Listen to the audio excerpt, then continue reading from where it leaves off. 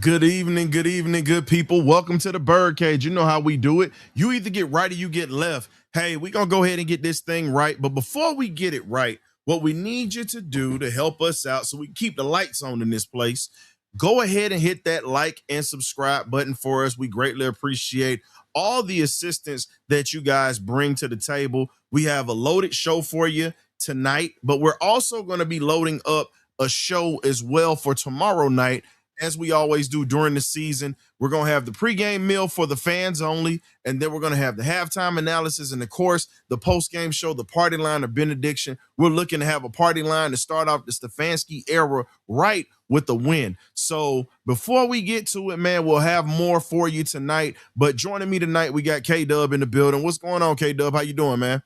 What's good? What's good? What's good, Mr. Historian? Good to be in the birdcage tonight with everybody as following us and listening. Great to start to the season and the preseason. So let's go. Let's get into it.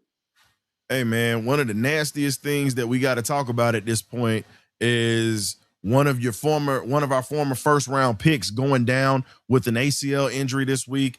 Last weekend, Mr. Jalen Walker, who was poised to have a breakout season, non-contact injury, just didn't look good. The last person that we talked to was our guy Darius Hayes, who came in here from 3 Point Conversation. He's also going to be writing for Sports Illustrated soon, by the way. So when he does get that, show him the love like you've shown many other writers that we've had to come through here, from Miles Garrett. He works for Fox 5, and then you also had Daniel Flick, who currently works for Sports Illustrated as well. So y'all show him that love too when he gets there. But getting back to it, man, one of the worst things to happen was a former first round pick going down with the knee injury. He's gone for the year, but that's not the only thing you have to consider. At this point, we're still waiting on JPJ to get his sentencing from Roger Goodell. And the way that it's sounding is exactly how I projected it to be, around 6 to 8 games. I think it doesn't go past 8, but I think the minimum he might get might be 6. If he gets less, I think that helps us out, even though we got young guys that's starting to take reps at this point. I think the loss of Jalen Walker is going to be significant, but I think we got some capable pieces that are going to be able to prove themselves with a lot of playing time and a lot of reps this year. How do you feel about that? I mean, I kind of feel the exact same way. I know we don't agree all the time, but we agree in this sense. But I do believe that we have a great defensive mind, the head, not head coach, but defensive coordinator. He'll be uh, very strategic and be maneuvering in ways to where he used multiple guys to basically do the same thing that Jalen Walker does. I think we put enough people around and young guys and linebackers and edge guys out there to where we could supplant and just what I'm saying, mix and maneuver guys and to cover up for Jalen Walker. But no one could be a Jalen Walker by himself because he can do all those things himself. But we'll throw a numerous of bodies out there and try all kind of different variation of guys to accumulate and do the things that Jalen Walker is capable of doing. And the crazy part about it is, Jalen was starting to figure it out when you talk about him being able to come off the edge with more of an attitude. He battled injury last year and he played through a lot of that with the hamstring and a growing injury. And if anybody has ever had a hamstring injury or a growing injury, it slows you down significantly.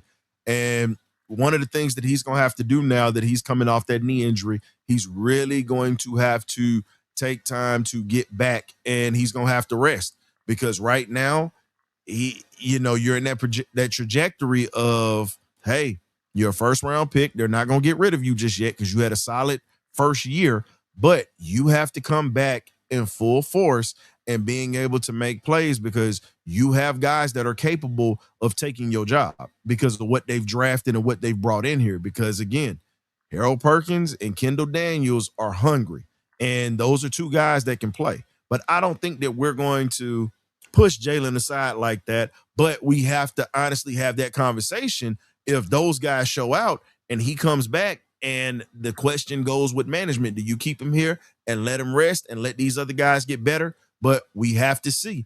But this season is going to be a telltale sign for a lot of the things that we've also endured. Here's something on a positive note that we've endured.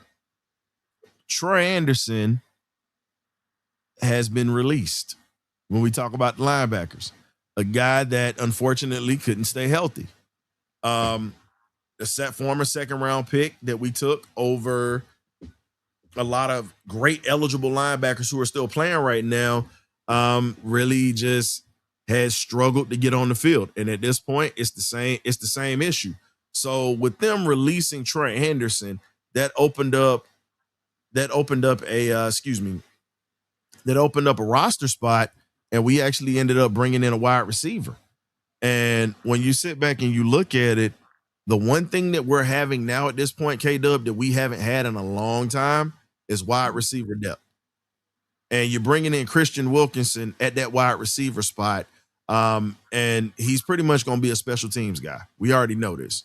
But how do you feel the depth of this football team has transcended from last year at that wide receiver position? Because we've clamored for having depth because of the injuries. How do you feel about that?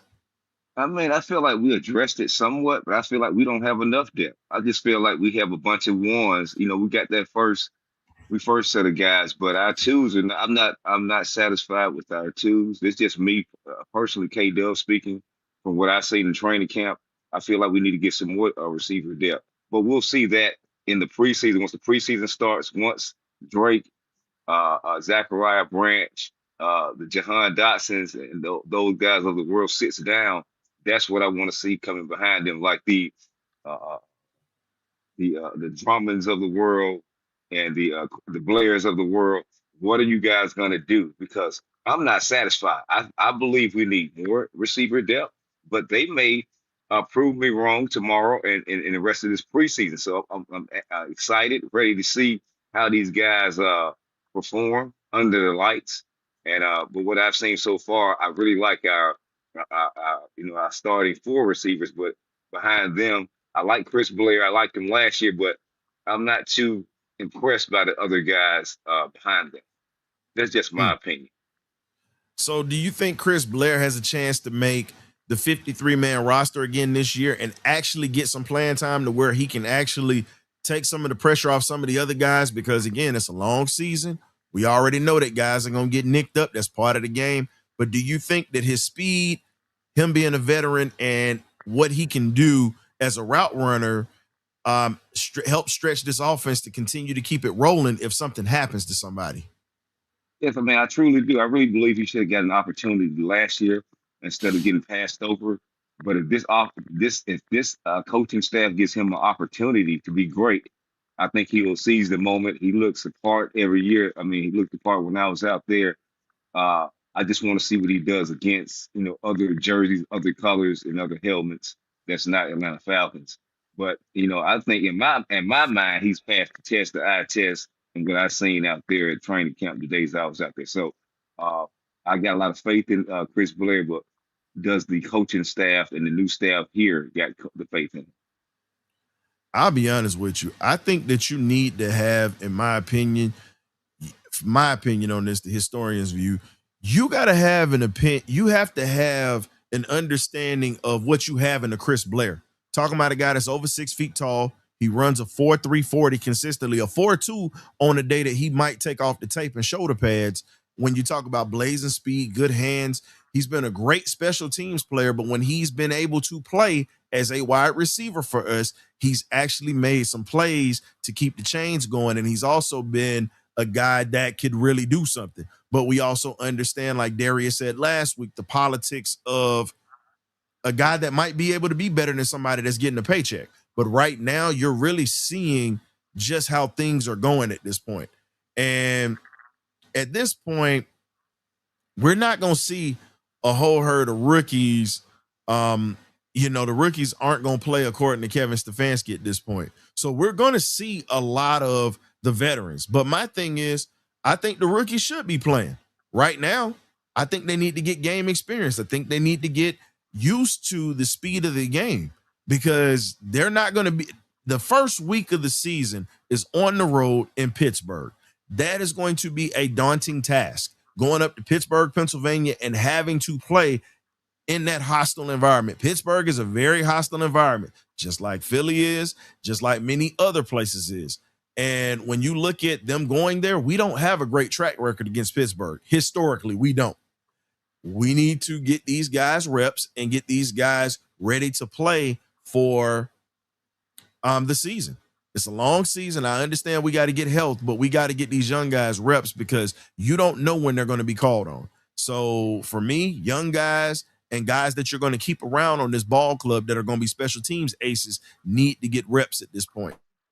Not just mental reps, physical reps. So got something else that we got to get to. We got several options emerging in the secondary right now. Um, and when we look at it from what we've been hearing, one of the guys that's been fighting for his job because of the competition, Mike Hughes. Mike Hughes has actually been holding it down from what I've heard and what I've seen in some footage or whatnot, because he's got some guys behind him, such as the Kobe Bryants, the Evian Terrells. These guys have been coming in and actually giving him work. What did you see from Mike Hughes in practice so far since he's had this competition added to this ball club right behind him, K-Dub? Well, exactly what you said and seen and read online. He was holding it down, man. He's basically saying you're not taking my spot. I was very surprised because I'm not a big, huge Mike Hughes fan, but I mean, I don't. If you play outstanding football and play the part, I'm gonna give you kudos. I was very surprised. Like you say, he's holding it down. He solidified that number two corner spot. I mean, coming out of camp, I mean, anything can happen, in games and they can make changes. But coming out of camp, Mm-hmm. week one, he'll be your number two, and I believe they're basically setting up Avion to be that slot, uh, starting week one. So that's just what I seen, from my view, what I was looking at, and that's what my opinion is moving forward in that secondary. But I mean, the Kobe Bryant's of the world. I mean, you know how these guys come out with 4 or 5 receiver sets. I believe he makes the team, but he be playing in one of Yeah. those roles, coming out as an extra defender or DB, in some of those wide sets with a lot of receivers out there. But he's chomping at the bit. He looks the part too. But I mean, these cornerbacks are battling out there, and I hope it'll be a quite surprise this year that we'll get our hands on a lot of footballs. A lot of guys are intercepting balls out there this year, which I like to see because we usually and normally don't get our hands on football that much. But it was a good sign to see in training camp that we were getting our hands on a lot of interceptions, and I'm very excited to see what the secondary does this year. Well, here's the other thing. When we talk about also in this secondary, another guy that has emerged has been former Philadelphia Eagles and Illinois safety Sidney Brown. Brown has been a terror for this offense since he stepped foot in Atlanta. He's a guy that I feel like Philly gave up on him a little too early, but they ended up drafting Andrew Makuba, and Makuba is a hell of a safety. We know that firsthand because he was good at Clemson and he goes to Texas and becomes one of the top safeties in the draft. And you have him. So now that you move him away, you pretty much move Sidney Brown away. He's a guy that can also play in the nickel corner spot as well as the strong safety spot down in the box because he's a tackler.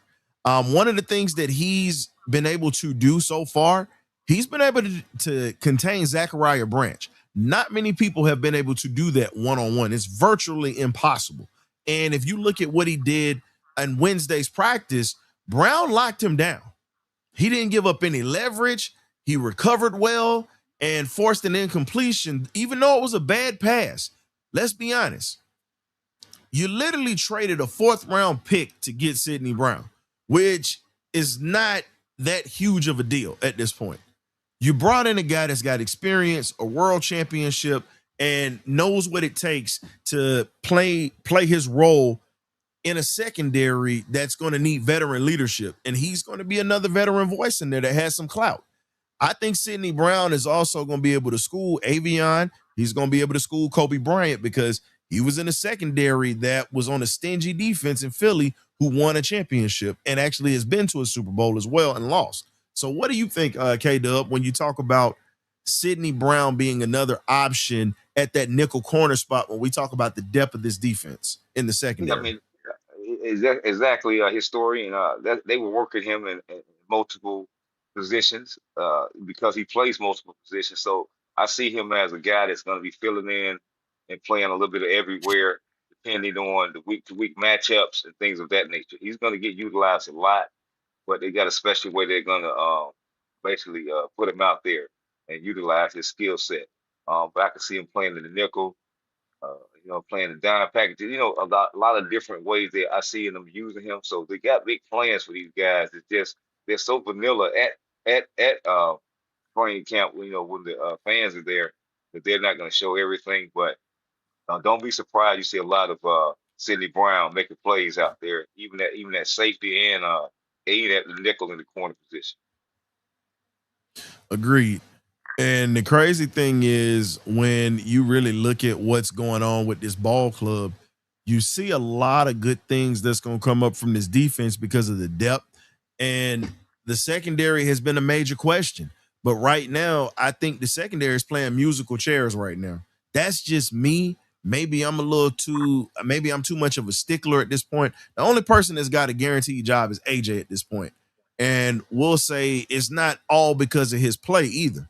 It's because of that contract that he has. No one's starting over that man unless he gets hurt. AJ has been solid now that he has a pass rush, and he's actually able to hold it down. But again, we still have to see a little bit more from him now because he's the veteran in the room. You get what I'm saying? For the money Yeah, that you've been paid, you've got to step up a little bit more. You've got to be the alpha dog in this secondary because you got some young bucks that's chomping at the bit at this point to be that leader. But with the experience that AJ has and all the years that we've been abysmal, he's gotten a lot of reps. And now that he has help, it's going to be a little bit easier for him to transition into being a better corner because he has a little bit more help now and doesn't have to worry about doing 2 and 3 different assignments all at once. Let's I talk a mean, little I bit just about the players who dominated this offseason, K Dub. Now, we just mentioned Sidney Brown and we mentioned Mike Hughes. You got to see Jahan Dotson. Tell the folks what you saw out of Jahan Dotson so far at the training camps that you've seen this season, this offseason, excuse me. I mean, Jahan Dotson just looked like a true professional. Goes in and gets his work done. So continue to run routes, put pressure on that secondary. I mean, just like a true professional, man. Looks like a bona fide NFL receiver. So he'll be out there. But the best looking receiver out there is Zachariah Branch. I mean, hands down by far. I mean, he even looked better than Drake to me. And Drake, I love me some Drake. I mean, he on the wall back behind me, but Zachariah is special, man. I mean, you were saying that Sidney Brown locked him up. That's maybe what they showed you, but he done did every cornerback real bad in training camp. So anybody he was lining up against, of course, you're gonna have good reps and bad reps. Zachariah is Mm-hmm. just turning heads, man. I mean, you just can't keep your eyes off 17 out there. So uh, I understand he was a dog, but I didn't I didn't expect him to be this good this fast. So I think he'll solidify. I think he'll line up as the number two receiver, maybe uh, Jahan Yep. Dotson to be your number three receiver. But I really truly believe what I've seen from a rookie receiver, he's your number two behind Drake. And the crazy part, like I keep telling people, if you really think about it, the genetics in his family didn't skip. They didn't skip it's a lot of football players in that Branch family. The genetics from great uncle Cliff literally seems like it just crossed over into that DNA strand, and you seeing it right now. God rest Cliff's soul. And Cliff put a lot into Zion and Zachariah, he and his brother. And those guys were always ready for the big moment. They were always trained like professionals before they even got to college, from Pop Warner all through high school before Cliff passed.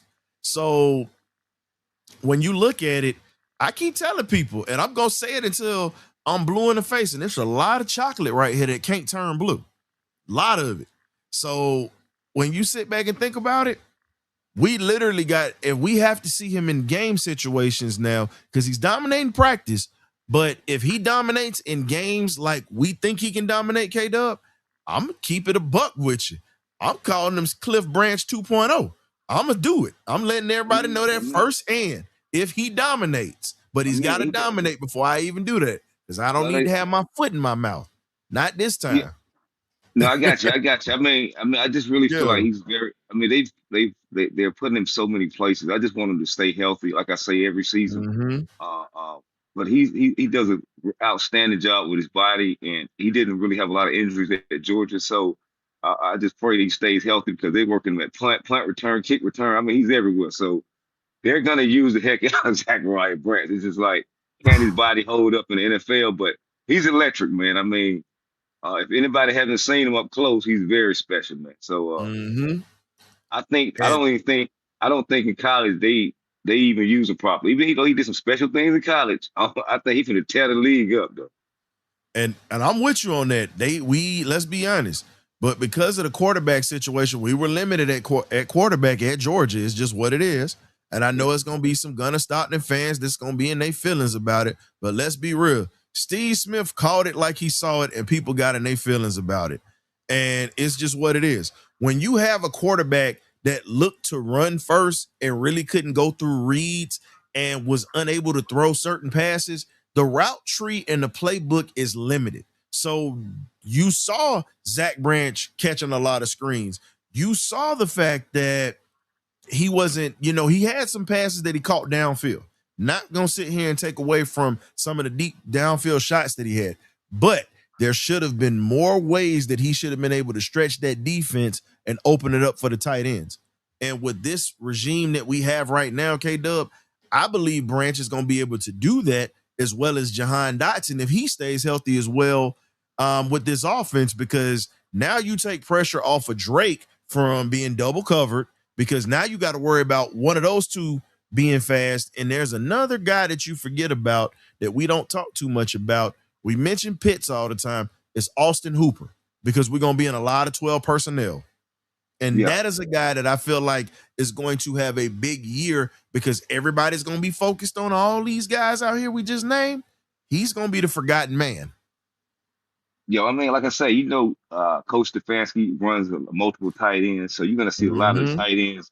And Pitts looks outstanding out there. So he may have another Pro Bowl type year from Pitts, but I just really feel like we're gonna have a couple of guys do something this year, go to a Pro Bowl. We may even have Pitts, Bijan, and Zachariah somehow gets on the Pro Bowl because I mean he gonna light it up, man. If he touched that ball enough times, he's gonna light it. I want to give props also.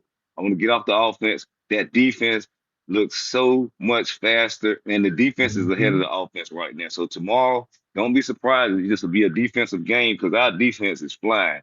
Those young studs, the Harold Perkins and the Kendall Daniels of the world, those guys Mm-hmm. were going to surprise some people, man. Those guys are taking jobs and names. I'm just saying. I mean, I'm surprised Yeah. it is good this fast. So, uh, I'm very like we're talking about guys that dominated. Those both of those linebackers have looked outstanding. Zachariah Branch.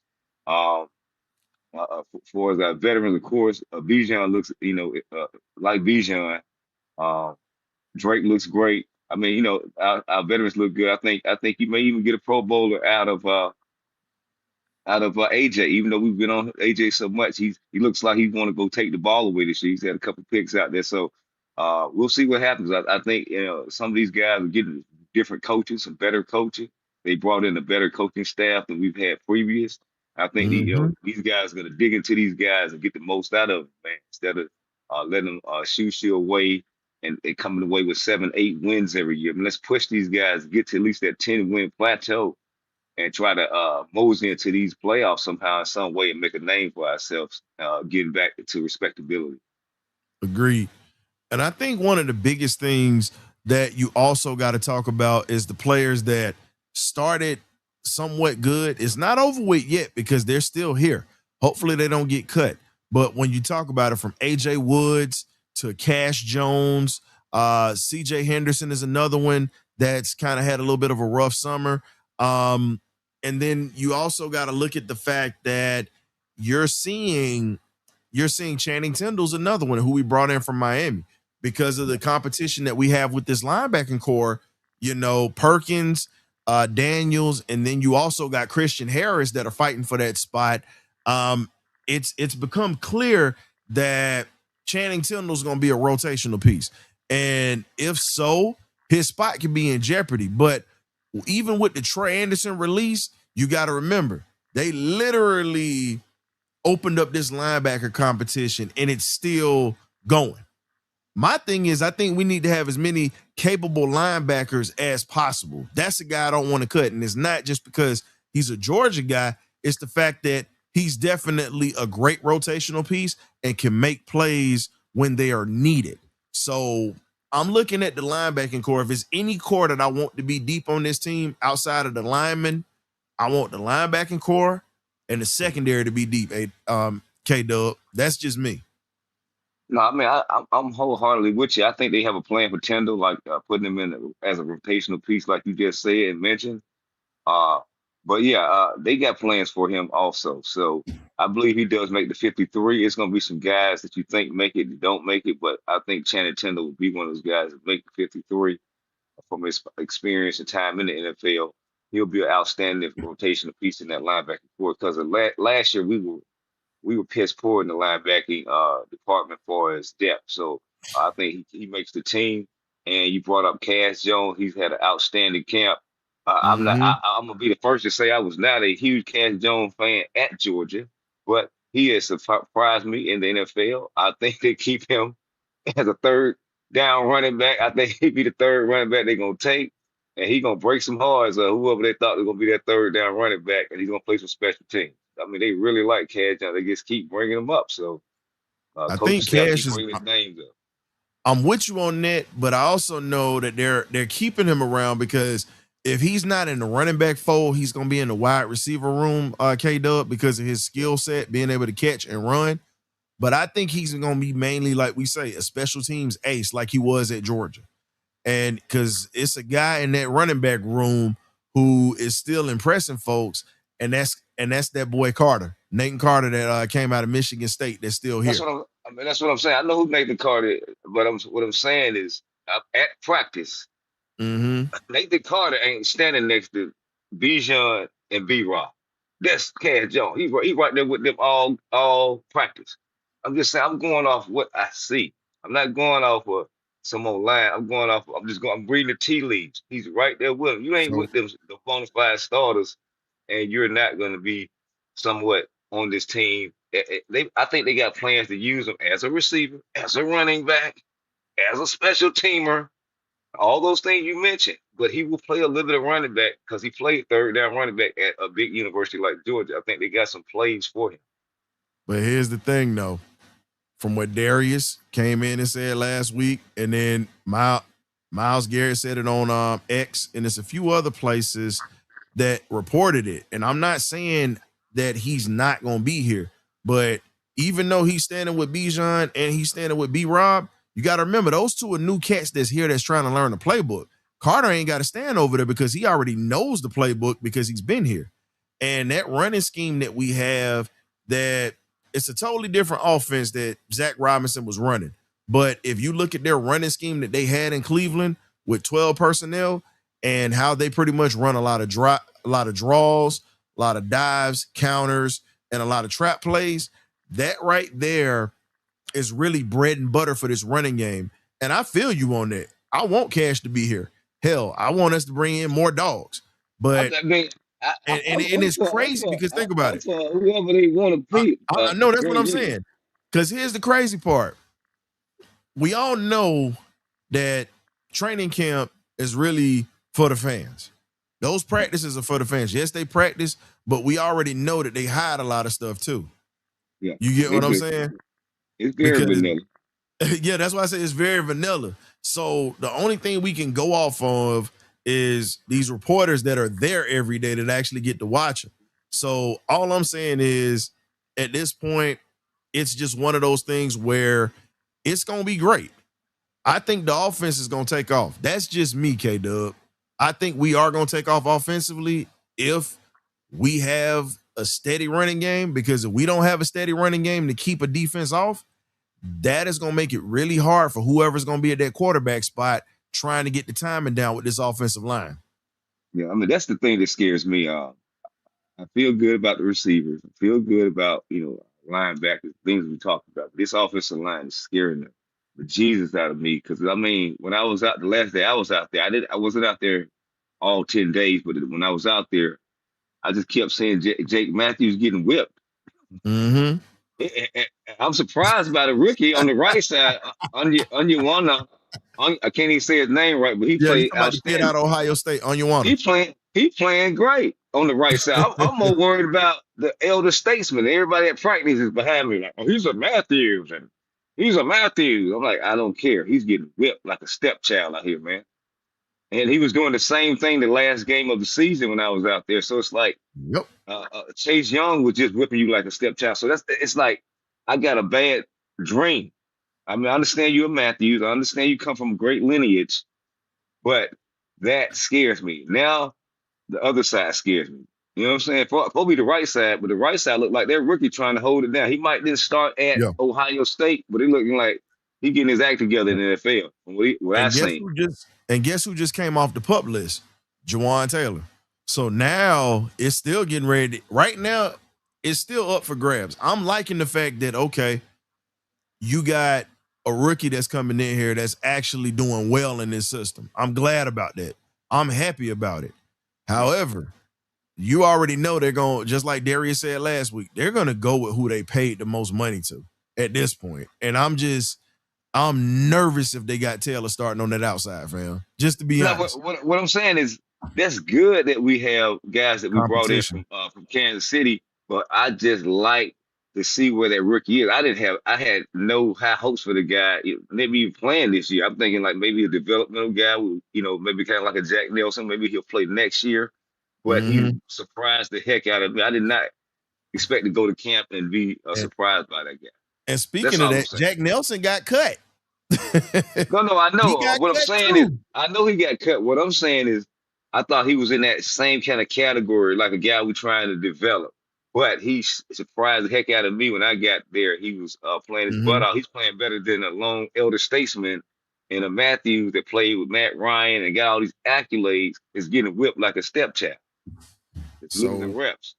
you remember I told you this a while ago, and there was a lot of people that kind of disagreed with me on this. And I said, what's getting ready to possibly happen? Yes. Yes, we have a great guard in Bergeron, but people don't realize that Bergeron was a tackle that converted to guard. Tackle is his natural spot. So if anything happens, you can kick him out to that guard, and you can actually bring in a rookie that's on this line, or you can actually plug a veteran in at that guard spot because I'll be honest with you. Bergeron can play both spots, and we need more Swiss Army knives on that offensive line. Just to be honest, Yeah, if we gonna really have that conversation, I think it's very detrimental that we don't have as many guys that can play two spots. But the more guys that we can bring in that can be versatile, that can kick out or go or slide down and go in, I think that makes us much more of a dangerous team going forward in the future. How do you feel about that? Yeah, man. I feel like if we're gonna bring in this great offensive line coach and Bill Callahan, let's use him.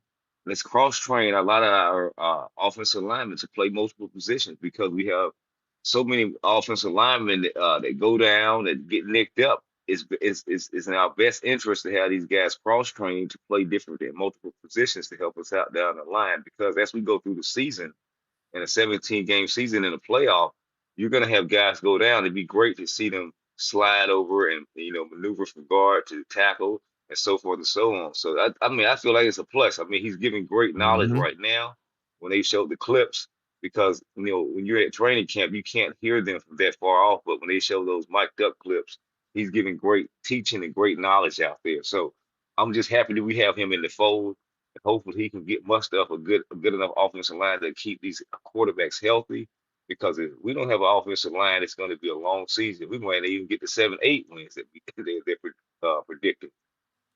Hey, well, you already know what time it is. We got to step back and pay some bills. Take a quick commercial break. Thank y'all for tapping in real quick. Make sure on the way in, if you're just coming in, hit that like button. If you ain't subscribed, hit that subscribe button. We got you. This fellow commercial that's coming up is Promotional consideration paid for by the following. The Birdcage LLC looks to do it again. We got the Falcon Steelers watch party September the 13th, 2026. What location do you say?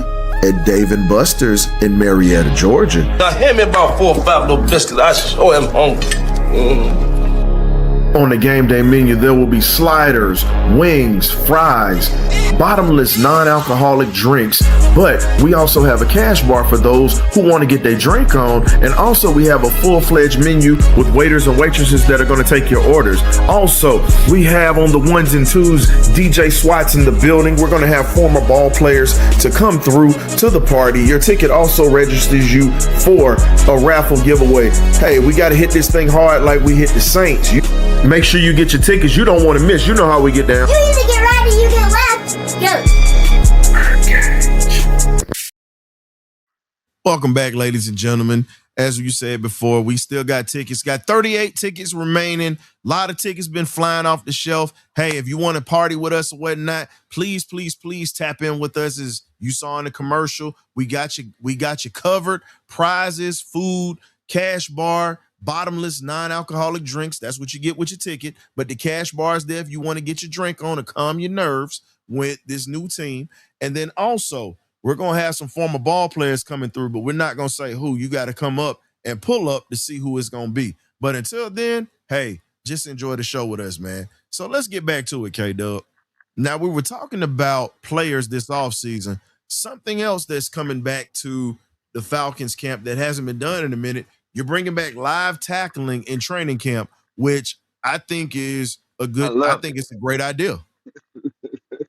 I'm just saying, for me, it's a great idea because you've been used to it now. I'm from the old school, so Yes, sir. bring back 2 days. Hey, look, I love this. So I understand the injuries are part of the game, but you can get injured getting out of the shower and you slip. So you can get injured doing a lot of things. A lot of guys get injured in practice, non-contact injuries without even a person hitting them. You can get injured in a lot of ways. So I understand. That's what I do like about Stefanski.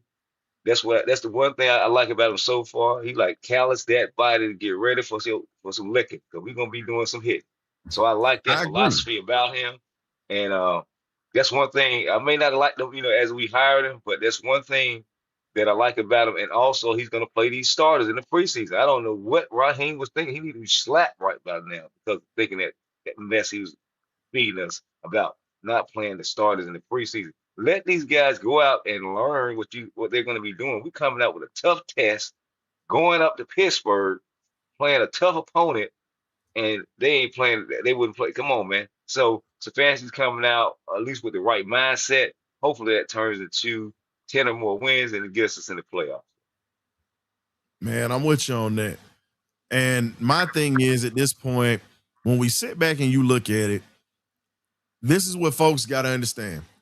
You get better when you play football. You have less chance of injury when you're getting banged up now, when you're building up your body and building up that callus. If anybody has ever played football, you understand the toughest time and the scariest time is pretty much a month before you get ready to play, whether that's high school, whether that's college, even in the pros, because you're going to be sitting there flying around. Guys are going to get hurt. This is a part of the game. That's the part that everybody can't stand. But the one thing that you got to understand is this right here. You've got to be disciplined. You've got to be mentally tough, physically tough, and ready to go when the season starts. Because, again, the speed of the game is literally going to just go. It's just going to go. And while the speed of the game is going like that, guys are going to have to process that. If you practice these habits now, it's going to be like clockwork when it comes to game, when you have live tackling. And I think this is one of the best things to happen. And some of the former players that are going to pull up are actually some of those guys that went through those two-a-days and actually tackled and practiced through training camps and mini camps back in the day. And they're going to have stories, and we're going to make sure that you guys are able to hear them when you tune into the pregame meal for when we have that party in September. But I'm with you on that, K-Dub. It's got to happen. It's just got to happen. But what I'm getting ready to do now, I'm going to drop the link in the chat for those who want to come through and chop it up with us or whatnot. We're gonna say what's going on to everybody that's in the chat. Thank y'all for pulling up and showing up. We just put the link there. So if you want to tap in with us tonight for a little bit while we're actually going through the last few of these topics, man, come on in. We got you covered. I'm gonna put it in X as well. But I think this live tackling is great.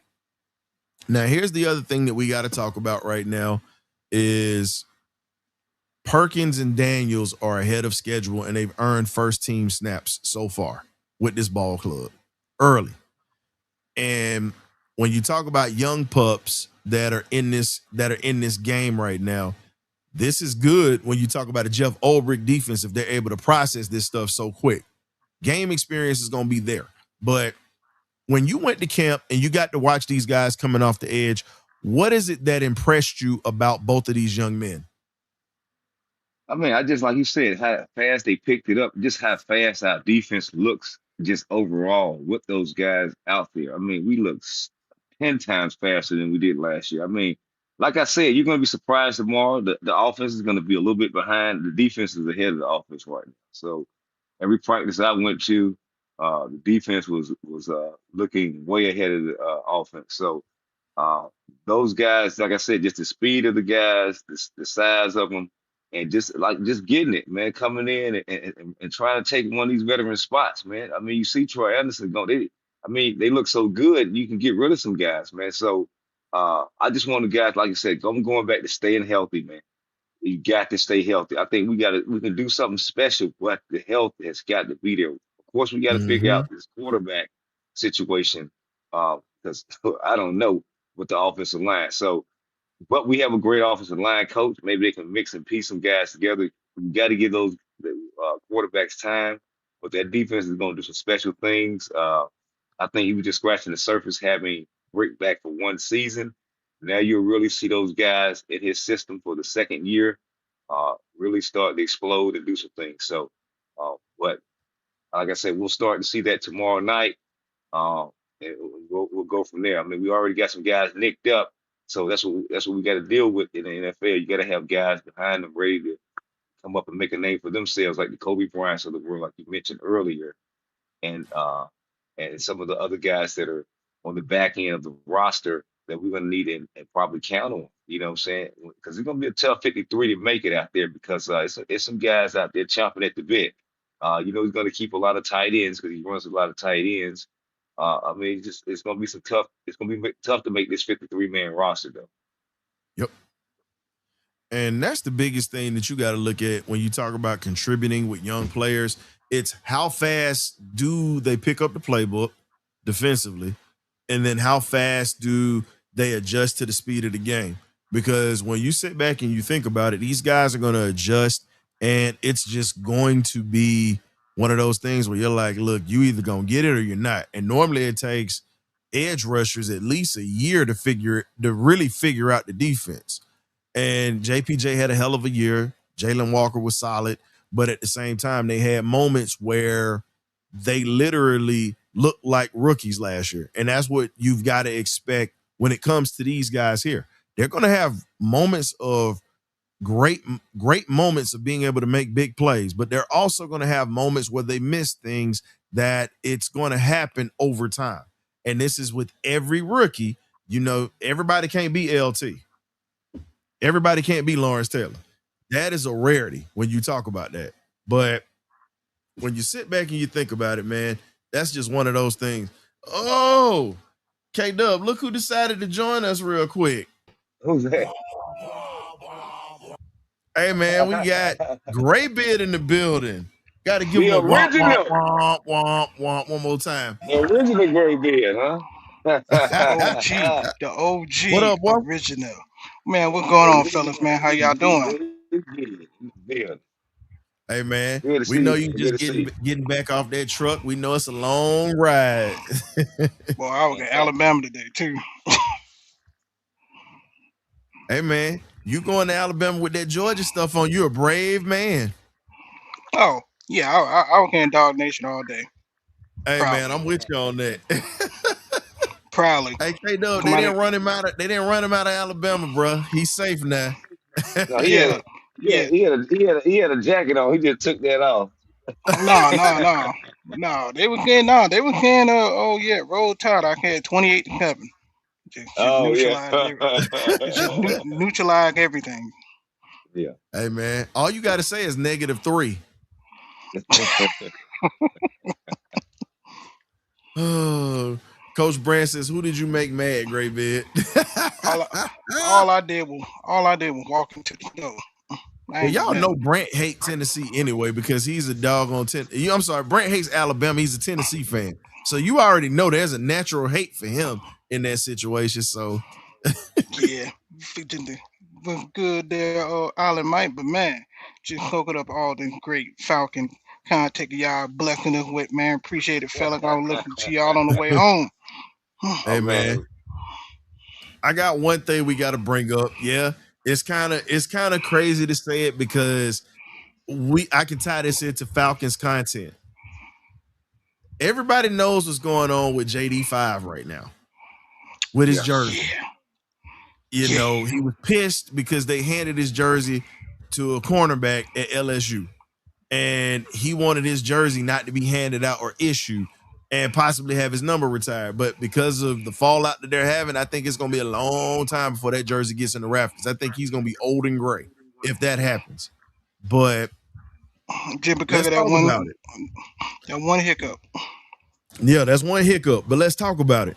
The Falcons don't retire jersey numbers at all, but they've issued certain numbers out to people that I don't think they should be issued out if you want to be honest. If we're not going to retire the jersey. How do y'all feel about this? Because William Andrews' number has been given out. Deion Sanders' number has been given out. I'm just saying, I'm just naming a few. Does Claude Humphrey's anybody number has been does given it out, and he's a Hall of Famer, and he's no longer with us. God rest in peace. How do y'all feel about this, man? I'm I mean surprised I'm surprised. My bad, Kato. Go ahead. I'm just gonna say I'm surprised too. I mean, these guys did some great things in the organization. Is anybody wearing Matt Ryan's number? Nope. Not to my See what I'm knowledge, saying? Nobody's no. wearing Steve See Bartkowski's what I'm number saying? either.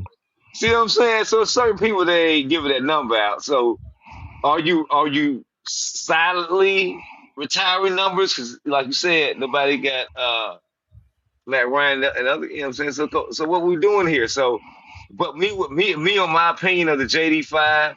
Man, you ain't win nothing. You just want to have. You ain't win no championship. You ain't getting that retired. Yeah, we give, and then the guy's a DB. He ain't even a quarterback. So I don't know. Mm. I just feel different about it.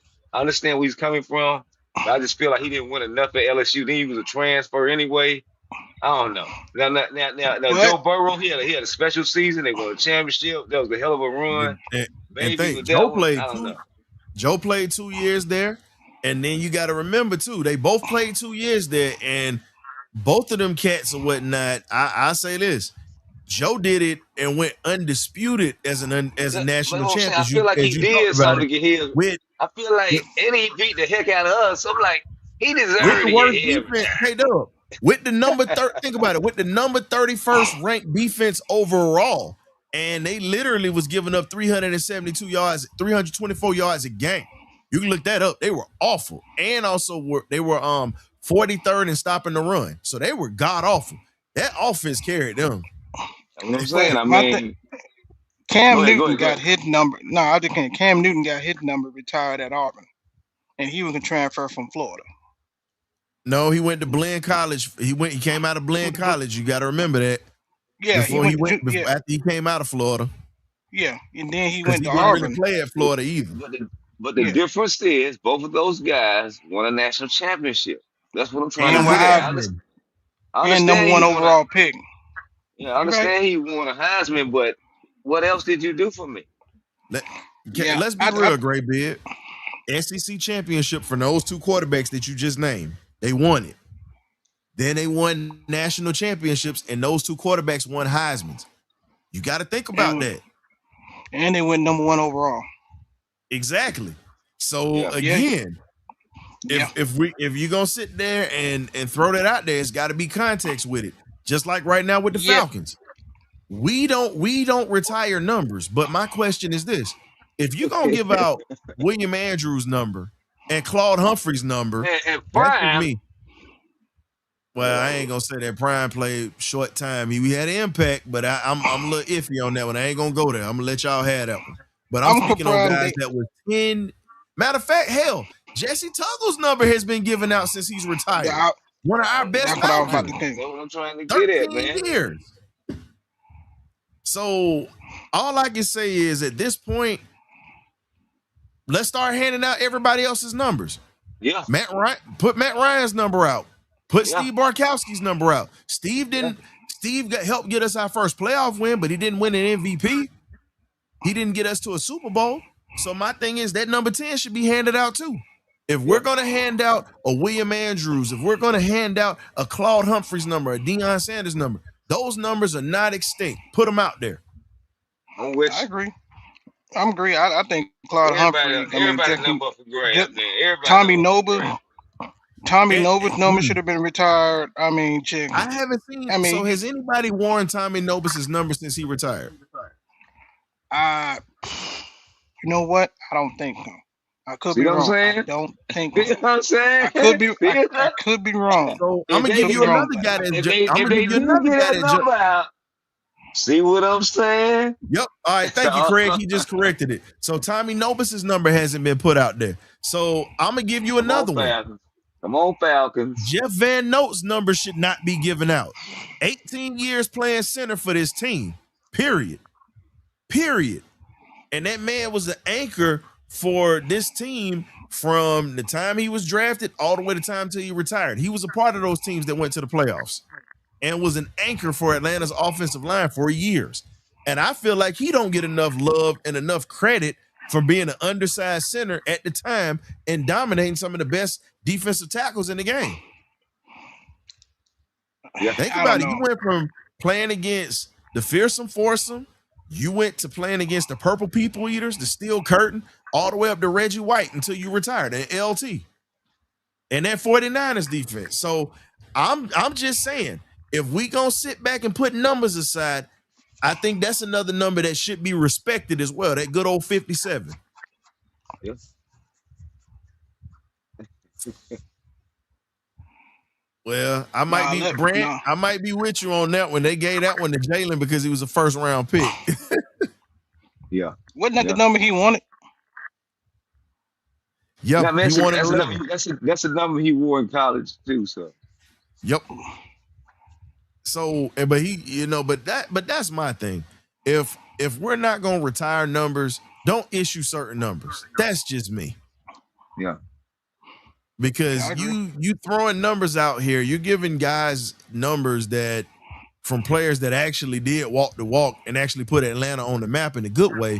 And I just sit back and just say, if you got a gold jacket, and I'm speaking on Claude because Claude played his whole time here, minus his last 2.5 years he played in Philly. But Claude Humphrey number should never be given out. Period.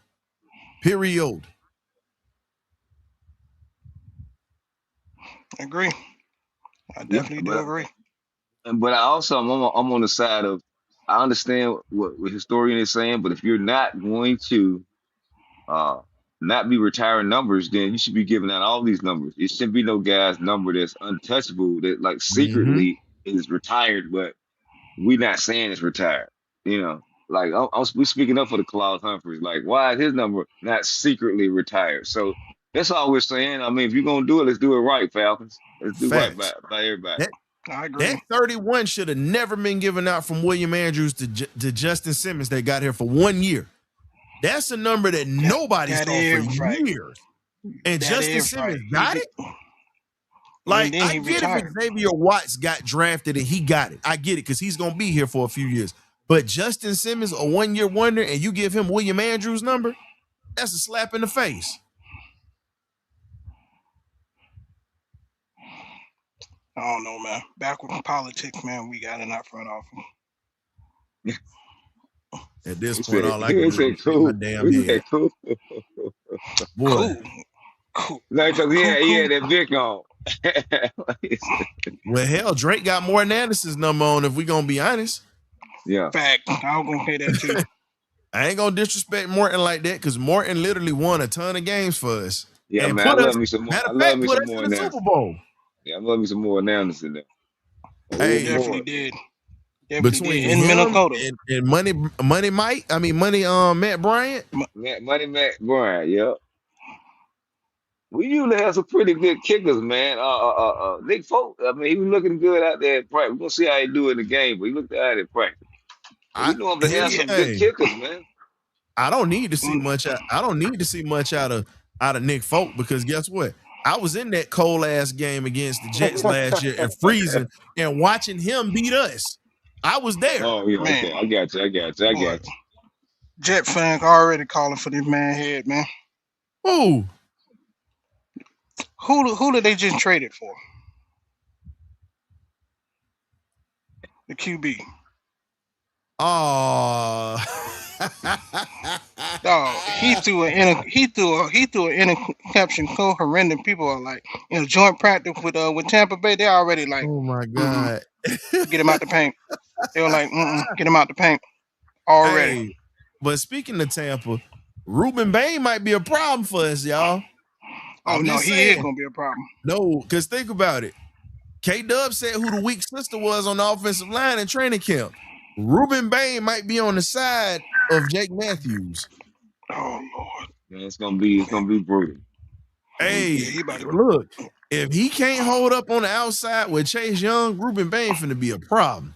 And all they gotta do He, is bull rush him. He getting slapped by a bull rush. Anything speed wise, he can't handle no more. I mean, they're just doing the inevitable. I think they should have really moved on from him this past off season, but they will after this season, after this train wreck is gonna be. yeah, I'm with you on that, Coach Brent. The way that you do beat um Ruben Bain, you gotta run at him because if he sits back on that pass rush, like let's be honest, we saw what he did at Miami. We saw he a that. problem. He was a Problem. problem. Definitely a problem. Like the last defensive lineman that you saw come out of Miami that was like that also was a Tampa Bay Buck, and he was a first round pick that wore number 99. Bring back a lot of bad memories. He wasn't Simeon Rice, was he? No, Warren Sapp wore number 99. Oh Rice wore yeah, number yeah, that's right. 97. Yeah, that's right. Simeon Rice was underrated. That's outside of Derek Brooks. Simeon Rice is the only person that could chase down Michael Vick. True. People forget that.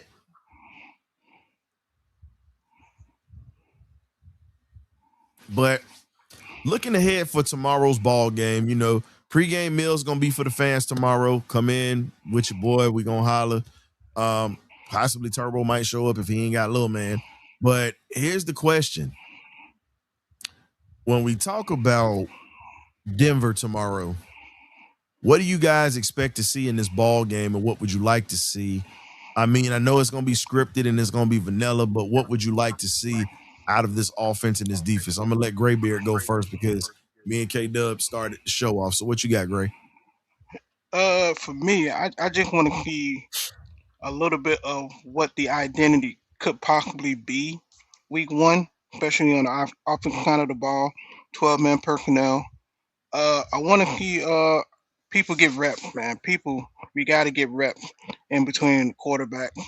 I think they're gonna play 2 quarters. I think Cam was saying that in the back chat, which I kind of do like. And then on defensively, man, for what KW was saying when he was at training camp, man, I just want to keep guys flying to the ball, being safe, being healthy, of course, but I want to keep players flying to the ball because I don't think we're gonna show too much of anything offensively and defensively.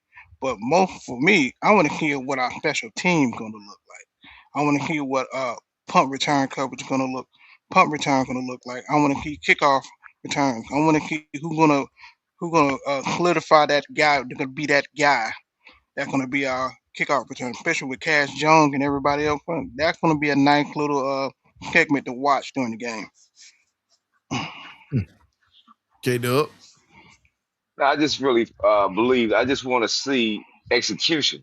Say what the execution. Like getting into the huddle, getting out the huddle, getting up to the line. Let's see. My eyes are on Jake Matthews. Like I said, there's certain people I'm watching. But I just want to see cohesion. I don't want to see it's taking them a long time to get the play in. Things that we've seen last year. I want to see great clock management. You know what I'm saying? I want to see those things from the coaching staff. And I want to see us get a win. I know it doesn't mean anything, but I don't remember the last time we won a preseason game. So just find a way to win, even if it's by a field goal. But I want to see great cohesion. I want to see great getting the play in, getting the play out. I want to see Now we ain't guys gonna lie. getting talked to on the sidelines. I don't want to see.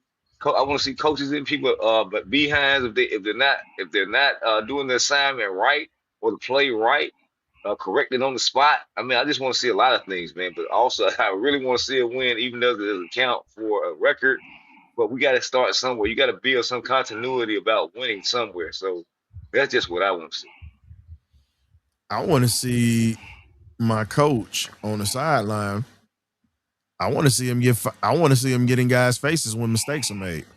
I want to see somebody that's going to be fiery and that's not going to be kissing ass and smiling and tap dancing. That's what I want to see. I don't want to see a company man.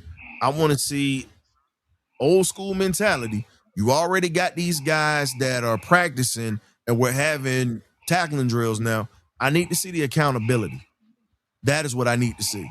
I need to see you hold guys accountable because so far, the last few coaches that have been here, Dan Quinn's ass included, no accountability. None. I need to see you hold these guys accountable. Okay, you got a fresh start. You in Atlanta right now. Whatever happened in Cleveland, that's Cleveland. You're in Atlanta right now. You have to show that you can hold not only your players accountable, you need to hold your staff accountable too. Because again, we had an issue with the offensive coordinator not being held accountable. Do your damn job. That is what we need to do. I need to see that from leadership. Not worried about the players, because if the stuff comes down from leadership, it's going to trickle down through the players. Because we have lacked true leadership the past couple of years. Most people wanted to say, well, you just crapping on the team. No, I called a spade, and people didn't like the truth. Tough. Honesty and criticism is just like beef jerky. It's tough, it's hard to chew on, but guess what? It's got all the nutrients in it that you need. As I said, criticism is like real beef jerky, tough to chew on, but you're going to get everything you need that's going to help you survive out here. Little criticism ain't going to hurt. Be honest. I agree. Until you can have honesty with this ball club, you have no playoff hopes. You have no championships. You have no division titles. So guess what? Let's get the honesty and the accountability around. And I think we can do a little something this year, fellas. This division is weak. We're the joke. The NFC South is the joke of the NFL right now. That's just the truth. It's the joke of the NFL. So while it's the joke of the NFL, let's be the biggest clowns we can and clown everybody by taking this division and getting to the playoffs and getting a playoff win. We got the talent to do it. And y'all don't ever hear me speak like this. They still got to show me, but I believe we do have the talent to do a little something before two something. Yeah, we got the talent. Let's see if we can muster that and keep this train on the tracks for the whole season.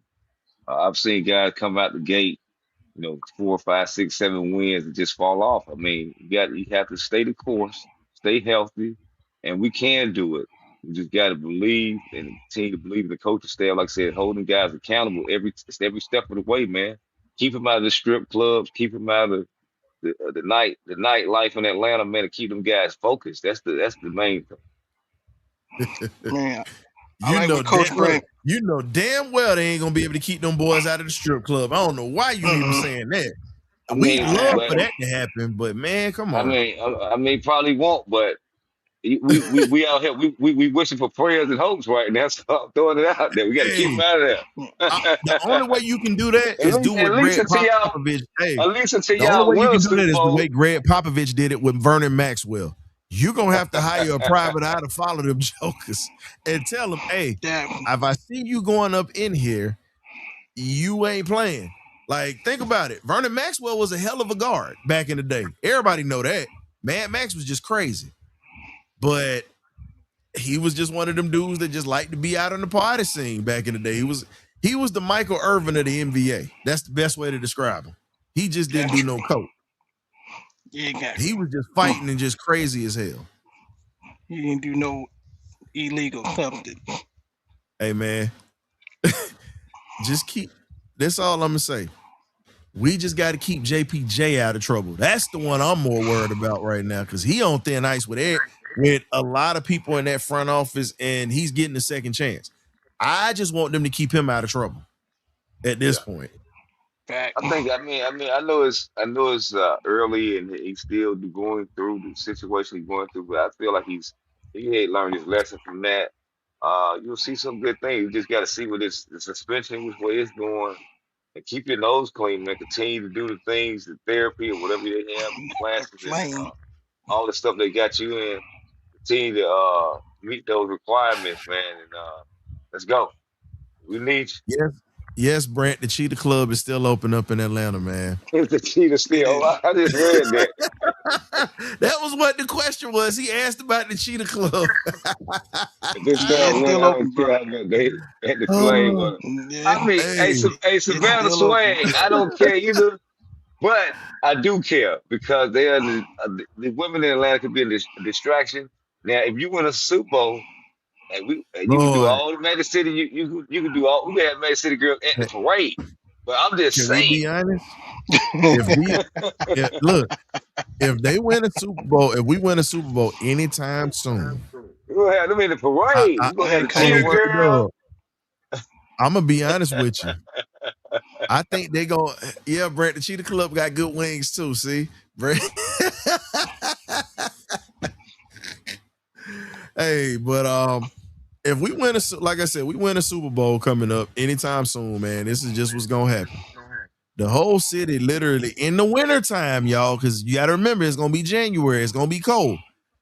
The city gonna turn into Freaknik 96. And it's gonna be people out there literally stopping the highways and partying literally on 285. I'm telling you what's gonna happen. On you ain't gotta worry about on 75, on 85. It's gonna be gridlock. It's gonna be gridlock.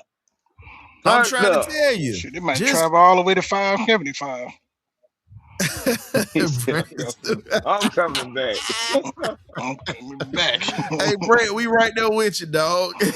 You gonna be stuck up 85. You ain't gonna be able to get in Atlanta. That thing gonna be jam packed. Oh, definitely jam on the express. Oh my goodness.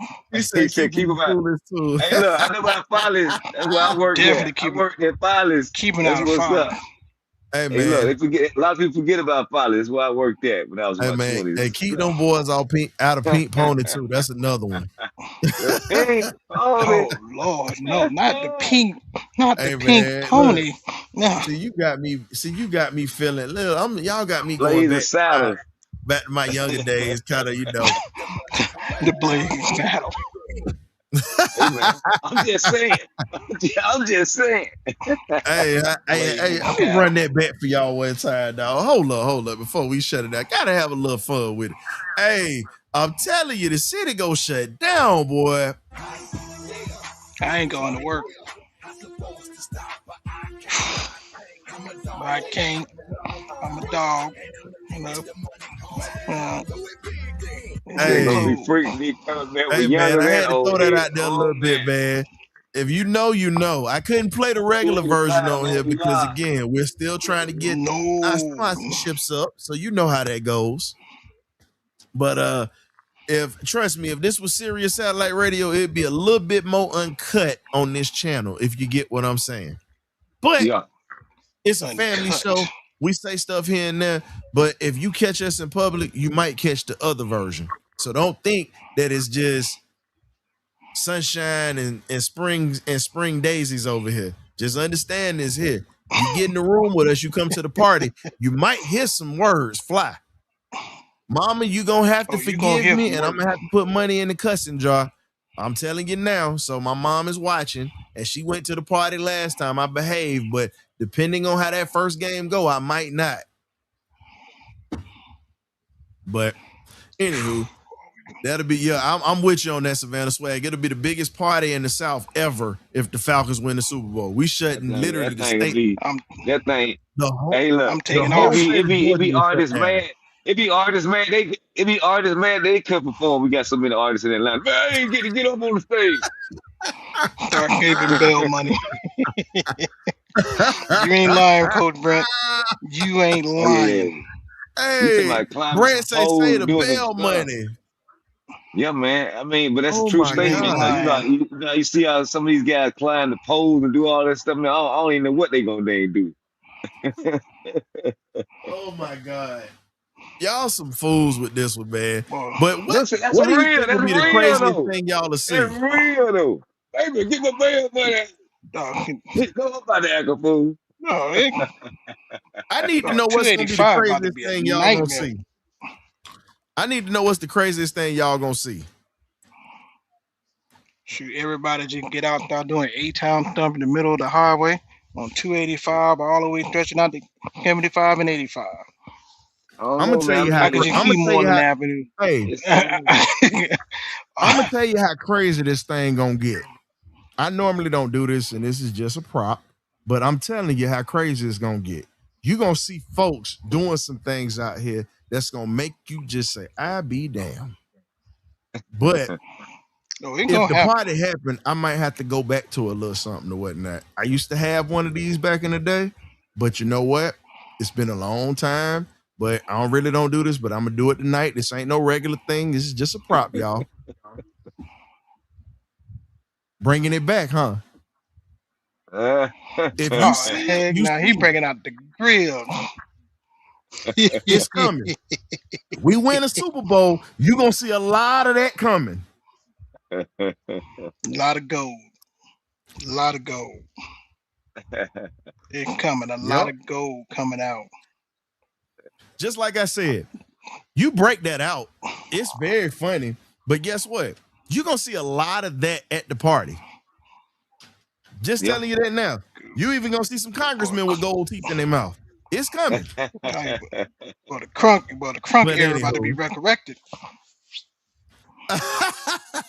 hey man, that's y'all. Listen, that's y'all damn Miami folks that like to do that. See, look, you and I, you was born in Florida. I was born in Georgia. We ended up swapping states. You went to Georgia.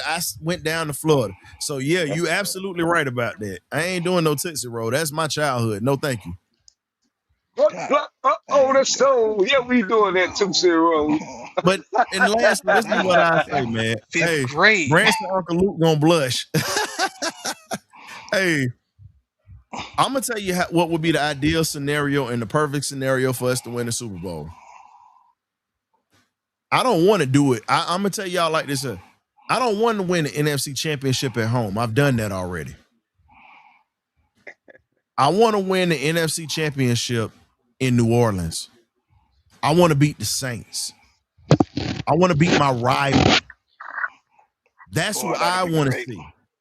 That'll be That's what great. I want to see in any dream scenario. This is how I would want it.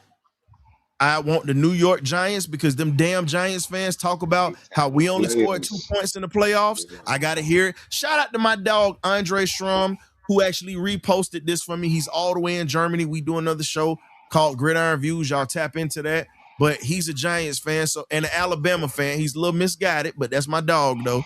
But guess what? I got to hear from him about we only scored 2 points in the playoffs versus the Giants the year they won their Super Bowl.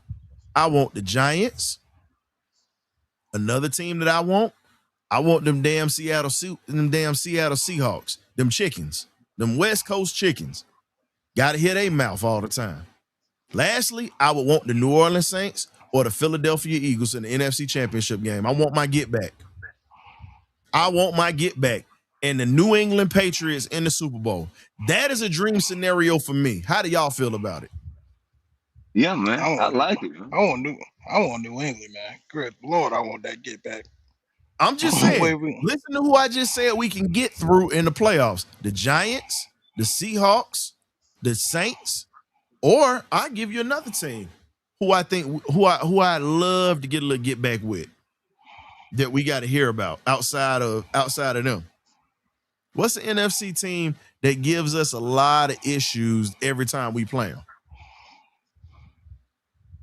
NFC team with San Fran. Yep. Or I'm gonna make it even sweeter for you. If we can't get the Patriots, let's get our lick back from 1998 against the Broncos. Oh, Yeah. yes, John Lord. Payton, our enemy, Yeah. is over there still. Yes, Yeah. Lord. We need to get that lick back. Gee. And another team outside of the Saints, I take an NFC championship.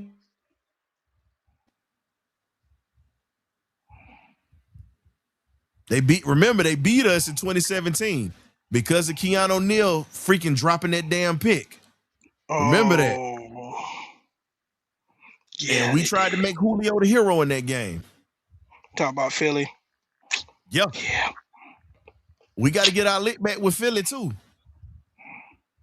Think about this. Yeah. Every team that We Matt gotta get we Ryan got lost to in the we gotta get playoffs our lick eventually back on went a to the lot of Super Bowl. teams. Hmm? We gotta get our lick back on a lot of teams.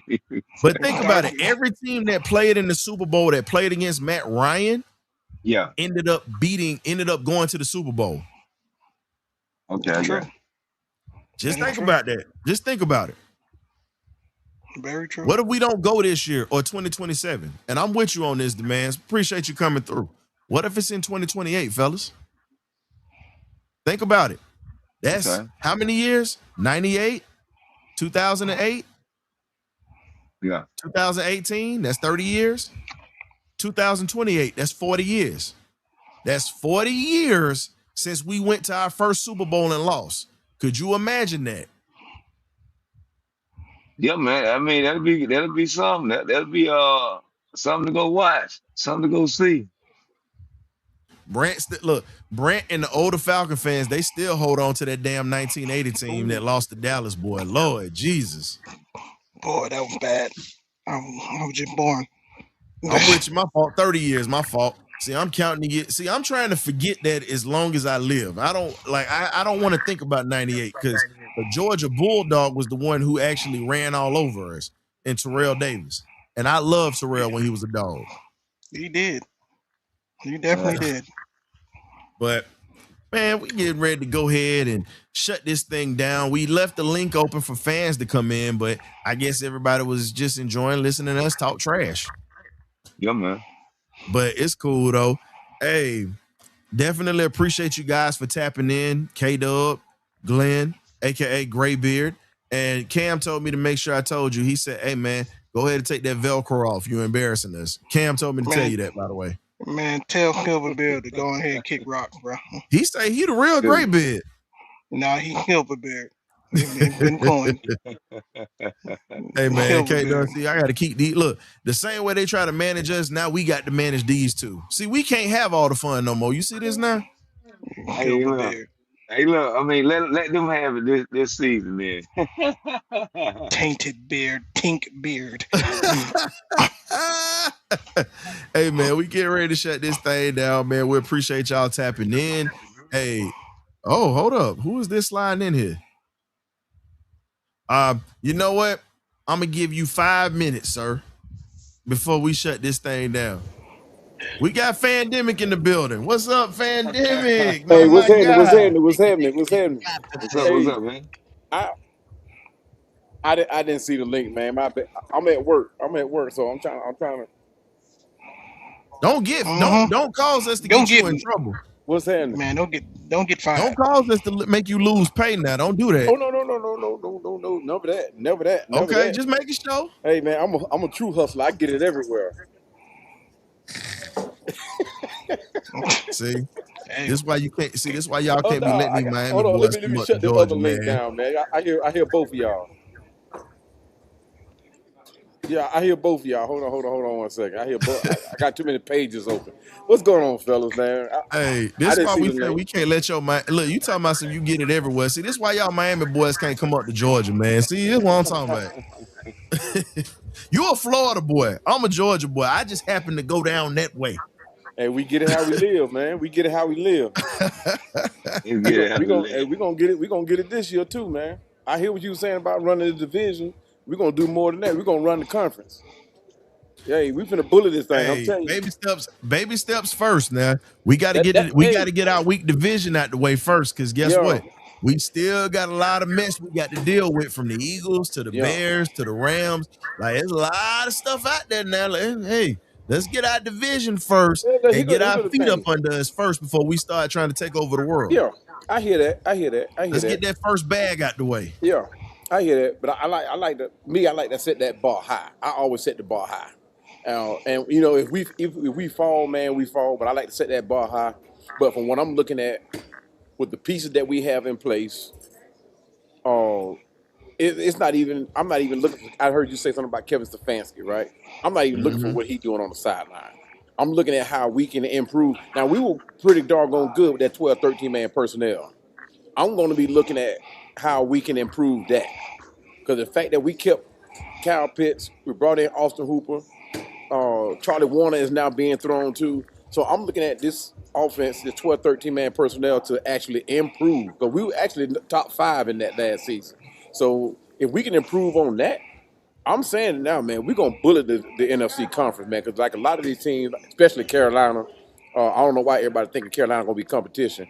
Carolina, the Panthers, the Saints and the Bucks, they've lost some key pieces on defense. Key pieces that kind of gave us problems last year, right? So, I mean, I don't see those defenses being able to replicate what they did last season. I just don't see it. Demario Williams was very important for the Saints. He was very important. They let him go. The Saints lost 5 DBs. They gave us problems last year. Carolina's the only team that's going to be, literally, because they do have weapons and they've Yeah, added to that team. yeah. But You remember saying now they're not going to they be a got a receiver problem? that's No, out no, for the no, no, season. no. Carolina is the team that's going to be the problem. I'm not. Look, Tampa got Zach Robinson now, so we Mm-hmm. already know what that's going to be like. So their defense is still going to be a problem, because Yeah. the one thing Todd Bowles will have is a defense, but Mm-hmm. we don't know what that offense is going to look like under Zach Robinson. We know what ours look like Yeah. under Zach Robinson, but I can't Yeah. say Yeah. that, I'm not going to push them out the way, because they still would get up for us. But Right. Right. I think Carolina's going to be the team that we really got to fight. You got to remember now, Carolina lost one of their key receivers that they He were ain't actually counting on he this ain't year. this no. He He was a was the starter. third receiver. He was the third option. He wasn't no second string. He wasn't the second option. The Their two rookie is options number He, that they one. got. yeah. Think Yeah, about Ted. it. As long as they got Ted, They he was got Tat destroying and them. they got He was Leggett still. destroying them. Yeah. Yeah. Yeah, but Yeah. Ted in the gap. That's the one that we could Yeah. not do nothing Yeah. with. But Yeah. he's talking about Chris Brazzle though getting Yeah. I'm hurt, talking about because Chris Yeah, I mean, Brazzle yeah, Bradley. was a 4-3 guy. Yeah. that's a big hurt for them. But they got Yeah. they got him. They got that guy that And we couldn't stop at all. they Yeah. got But depth. they were actually looking for that man to raise his stakes on the team because they were pushing that guy. That's how he got hurt. They wanted that man to be number 2. They You wanted him But forgetting there. about you That's forgetting they gonna got hurt Jimmy Carolina. Horn Jr. that's what I'm trying. Got That's what I was getting ready to say next. See, everybody keep talking about Brazzle being out. Y'all forgot that Jimmy Horn Jr. is over there. Yeah. Yeah, Yeah. And Jimmy He is. Horn was a problem at Miami. You should know Yeah. that. Yeah. That's one of your boys. Yeah. Exactly. Exactly. And look, you just left him out and forgot all about him. Mm-mm-mm. Can't, They're not playing for them Falcons, so they're not getting the love in that aspect. They came I from ain't a saying team, they that. holding it down, but But if he they in not our playing for the division Falcons, they though. ain't getting no love here. But think about it. He in our division though, and we got to see him twice. Mm-hmm. And this is the thing I hate to admit this. All y'all Alabama fans can go to hell. And I said it. Y'all can go to hell. Daggone. Y'all gave Bryce Young is there, and he's got an offensive line in front of him. Yeah. He is dangerous and got Yeah. receivers. Hey, Think about I that. don't know. Think about this. We think about what he did to us in the SEC championship game in 2021 Mm-hmm. when he had Mechie and he had Jameson Williams. I mean, He Yeah. lit Georgia on fire. Yeah. And think about it, and then goes to the national championship and still has a solid game except for the end. And now you're giving him weapons with the Yeah. good offensive Hey, line. I'm gonna say it right here, and I know you got some Carolina Panthers fan in here in this chat, but I'm gonna say it right here, right now. Before our first preseason game, ain't nobody scared of no doggone Brittle Bryce. We coming to get that back. We coming to get that Well, back. That here's what the they did problem last though. year. That what they did last year was PR for them, great PR, and they still ended up 8-9 because we gave it to them. So But no, here's the I ain't giving problem them no though. love. Bryce got a winning record versus us. Yeah, You know, he do. yeah, That's the problem. He He do. two outdueled and he's one. outdueled every quarterback we've had, including Michael Penix Jr. Mhm. and your man that's up in excuse me, I'm saying Oakland. He is the Vegas Long, Raiders long. now. That's Yeah. up in Vegas right now, getting in fights with defensive ends now. But guess what? Guess what though? We still own this division. I don't care what their record is against Unt- them. Yeah, every Pandemic. team. Until no, we We Pandemic. haven't still won own in No, this 9 years. division. until we can actually win this division and beat Mhm. folks, we don't No, I own mean as far as anything record except wise. talking. As far as record wise, we still own this Oh, division. record wise, Yeah. yes. But here's the thing. Yeah. What have we done lately? Nothing. I don't see No, us. no, I don't no, see no, us. no. I get the record, but what have we done lately? How has that helped us? We got the history. It's nice to Yeah. have the history, and you Yeah. know I'm a historian. Yeah. But what See, has it gotten us? yeah. No. But it's always time to turn the tide, right? I'm looking at what Raheem Morris didn't do for this team last year, right? And I know everybody. I'm still 50-50 on Kevin Stefanski, right? But I'm hoping that those numbers that Kevin Stefanski had up there in Cleveland, I'm hoping those numbers do not tell the full story, right? Because up in Cleveland, he don't have the coaching staff that he have now. We got far better skilled players than Cleveland had up there during his tenure. We got a far better defense, far better offensive line. So Kevin Stefanski got what he needs to be successful. So Hold like I up. said, I'm not full set on Kevin Stefanski, but at the same time, I'm hoping the numbers that he did up there in Hold up. Cleveland don't tell the full story of Hold up what real kind of a quick. coach that he is. How long has Desmond Ritter been gone? We didn't say Desmond Ritter. We Yeah. said Bryce Young. Bryce Young has a winning record versus the Falcons. We ain't finna Yeah. do that up in here. Yeah. And for you, I gotta hit you with this here. We doing a little something new in the bird cage. We call it the BS meter. Come on, No, Ryan. I ain't stalling You you got to out. rise up, baby. You got No. to rise See, this up, is what baby. I mean when I say damn delusion. This is why we get That laughed ain't- at and talked listen. about. No, look, Come on. I hear what you saying, Mm-hmm. but I'm gonna say it like this here. Kevin Stefanski had a ton of weapons in Cleveland. We ain't Right. gonna let you do that. No, we're not gonna let you do that. Right. He had Amari Cooper, he had Kareem Hunt, had Nick Chubb. He literally had a top 5 defense the whole time he was there. And he won during that time, right? No. You just literally fed everybody in the bird cage some bird. You literally just fed everybody in the bird cage some bird. That's what you literally fed them just now. You fed them bird. That's what you fed them. No, And no. See, I let you slide as long as I could let it go. I Come got on, to come call on. the BS meter on that, Come just on. like I did. Come He on. went through 13 quarterbacks in that organization. Yeah. He had one of the greatest defensive players of all time on that team. Yeah, come And on. literally is in LA right now.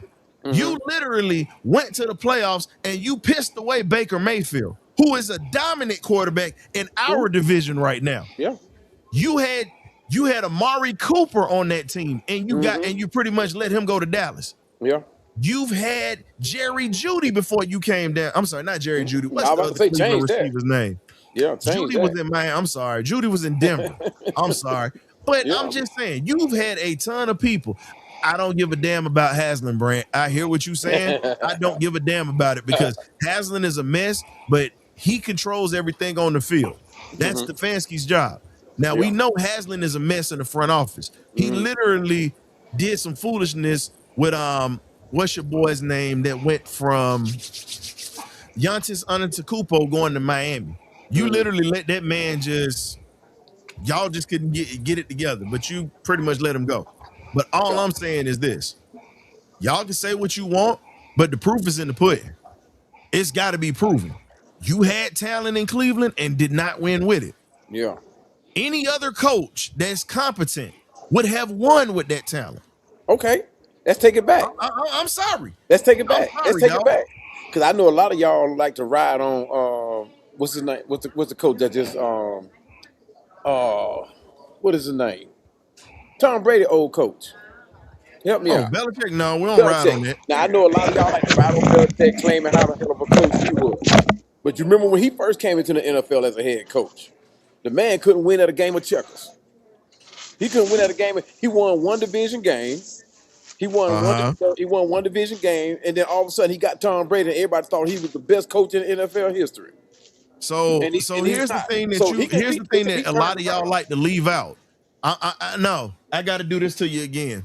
Oh, come on, Ryan. Come on, No, Ryan. no, I'm not doing that because you old enough to know better that, let's be honest, the guy that led that That, team was who? Drew Bledsoe. yeah, Drew Bledsoe was killing it and yeah. literally led them to a winning season before Brady took over. And Mm-hmm. let's be real, Brady really didn't get the reins of that team until the fourth Super Bowl Mm-hmm. because they had hellified running backs and they were a defensive team. And Mm-hmm. remember, they had Deion Branch on that team, Georgia guy. Yeah. So at the end of the day, I just look at it from a standpoint of, okay, like, Mm-hmm. I feel you on that, but I'm not gonna sit there and discredit it because guess what? Mm-hmm. Who gave Brady the shot? He got the He shot. drafted him He out of got the college shot. when nobody wanted him. Yeah. Yeah. So why we I'm can't just think? saying. Why we So can't think that can't everybody be try to done crap here? on Belichick like that. I can't do that, bro. As So why much we as I can't? can't stand him, I can't do that. So why it can't be done here? Why we What can't? with Say, why we can't Stefanski? say Stefanski come in and do the same thing with So Belichick here's did? the thing. First off, he's got to prove it. Mhm. Belichick already proved that he could win a playoff game, and he did it in Cleveland, Yeah. same place Stefanski was at, and that's Mm-hmm. before they moved to Baltimore. Yeah. He turned that organization around after Bud Carson and Marty Schottenheimer were gone. Yeah. Yeah. Yeah. He turned it around because Cleveland got bad. Yeah. Got rid Yeah. of Bernie Kosar, Mm-hmm. who was a Cleveland staple and a Right. Miami Hurricanes legend, by the Right. way. Yeah. And you see what happened. You bring back Ernest Biner at that time, and they become a dangerous team. So Facts. I'm just saying, Belichick had already started that. Whether you know it or not, Ray Lewis was on that draft board before they went to Cleveland, before they went to Baltimore. Yeah. That was a Belichick scout. Yeah. Jonathan Ogden, a Belichick guy. So again, if you gonna sit there and call Belichick out and say, well, he didn't do this to Brady, no, Belichick was already turning stuff around before he had Brady. Well, And he did that you're in right. New You're England right. too. You're right. You're right. But he did have skillful quarterbacks. Pool line, O line, but he still had skillful quarterbacks, and he still managed to turn it around still. True. So I mean, it wasn't But like he just he was able to clone Bledsoe. He had to have another quarterback in mind. He didn't know what Brady was going to do. He had no idea Brady was going to be so that type of quarterback. So is it fair to say that that defense and that running game that he actually put together with Charlie Weiss and all those guys, can we just say that Belichick's a little bit of a genius before Brady grew up? Because let's be real. I wouldn't exactly put No, my no, no, no, no, no. Because we had a Bulldog legend on that defense and Richard Seymour, Yeah. a Georgia legend. Then you had on the other side of that Willie McGinnis, you had Teddy Bruschi, you Yeah. had all Defense those was guys tight, on that dog. defense, and then you had a Vince Yeah. Wilfork in the middle. The defense Ty had, Law, Lawyer Malloy, all I'm saying is this. He had a hell of a defense that carried him, bro. so what's the similarities between that team and the team that we got now? Because right now we still have to figure out who the hell is going to be a quarterback. We have to figure out who's going to be at that right tackle spot right now. We Isn't have that to what figure Belichick out had to go through? is Jake Matthews going to be able to withstand, as K-Dub said earlier in the show, these younger players coming up and bullying him at this point. Yeah. It's still a lot of questions that Yeah, we have. yeah. Yeah, So sure. I'm not saying that it can't be done, but I just Yeah. love the fact that everybody want to sit here and keep blaming Jimmy Haslam. But all I'm saying is this: when is anybody gonna blame the damn coach? Y'all keep blaming the owner, but when you gonna blame the coach? You got Right, 13 right. quarterbacks that come through that door. Right. 13 with a solid run game and a solid defense. No, I'm not giving them a pass. Y'all can give them a hall pass if you want, but I call BS on that too. Yeah. I ain't gonna I'm still saying I'm 50-50 on Stefanski. Like I said, those numbers, I'm hoping they just flip the narrative of what everybody's pushing, right? And we have to, because I mean, one, he's the coach of our team right now. So we gotta hope that the numbers don't tell the full story on him. I'm hoping that everything just comes together, and this is what I'm gonna be looking for all through preseason and early into the season. The chemistry that's going to be developed throughout the team as the team plays. We're going to have some very key players that's going to be out, right? We're going to have players that are not going to get the full reps. But I want to see, like you were saying, how the different pieces come together as far as coaching, as far as players, development, and all that type of chemistry. I want to see it all. Offensive line. I want to see all of that come to being at some point look like it's coming together to get to the playoffs. Because I think we can do it even with the way we look right now, with the injuries we got right now. Now, the only thing that's going to be suspect right now is whether or not James Pierce Jr. can replicate what he did. Of course, he ain't gonna have the time because you're talking about 8 years. I mean, Mm-hmm. 8 years, 8 games possibly that he's gonna be out. When he comes back, is he gonna be able to come back at the same JPJ as he was when he left? He should, because he should be angry by the time he get back. He should be very angry.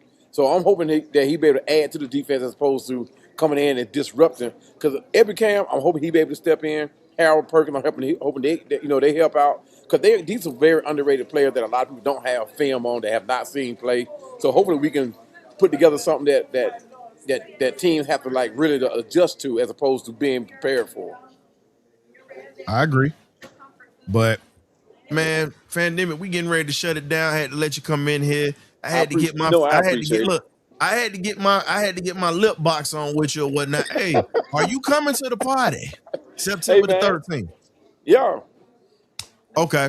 Yeah. We got 38 tickets left.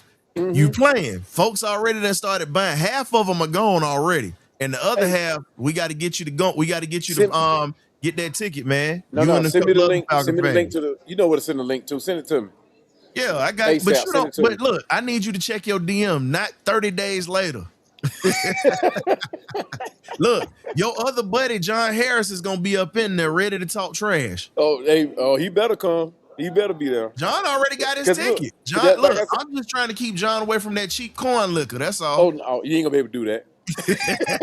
He might bring his own. He gonna probably have something in the car, knowing John. You know it, and they're gonna be hot too. Hey man, tell the folks where they can find you at Fandemic. Hey man, look, Ryan, man, you know I always appreciate chomping it up with you, man. You know the great debates that we have together, man. Look, I learn every time I get on here. Learn the private chat. So man, look, y'all can find me at Atlanta Falcons Fandemic, man. Y'all know where to find me at. I'm on everybody's podcast, giving my optimism. You know what I mean? So I appreciate everybody joining in. Look, y'all get optimistic about this, man, because we got some very young players coming in here, man. That's ready to probably do what JPJ did. You know, hopefully we can get that together. You know what I mean? It's hard to replace 15 sacks, right? But as a team, we can get this thing done to bully this NFC, and not just the division, but into the conference. Show them Rams, them 49ers, Detroit Lions. We belong up there with them. We belong there. But y'all check me out, Atlanta Falcon Fandemic. Ryan, once again, man, appreciate it, man. It's always a pleasure, brother. Hey man, thank you for coming through. You know, I know you up there at the JOB getting that money on. Always. And I always, man, but definitely appreciate you stopping in. Yes, I got sir. you again on that stuff, and appreciate you coming through. K-Dub, it's been another hell of a show. And we introduced the BS meter to people tonight. So yes, we're going to start having the BS meter for a lot of foolishness that go on up in here. Yes, sir. Hey, man, thanks for coming through, my guy. We appreciate it as always. And for the fans, we thank y'all for coming through. We love y'all. Hey, we definitely can't wait to see you guys at the party. If you're coming, still 38 tickets left. We're actually going to probably have about 5 or 6 of them being bought tonight. So you might want to get those tickets before we sell out. Definitely want y'all to pull up in the place to be. Hey, as we said, we got some former ball players pulling up too. Hey, we're not going to reveal who's coming, but you just got to tap in and see what we got coming, man. So we love y'all. We'll catch y'all next time. Ghost.